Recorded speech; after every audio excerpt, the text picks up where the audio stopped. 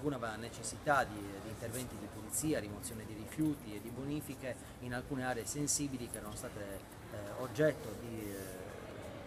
degrado nel corso degli anni, oggetto di conferimento di rifiuti in modo anomalo nell'ambito del compendio di Sant'Agila. Questo aiuterà il rilancio della laguna, ovviamente dal punto di vista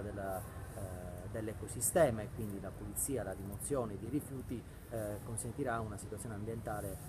favorevole per l'ecosistema di Sant'Agila. L'altro aspetto è, con altre risorse che la Regione ha stanziato,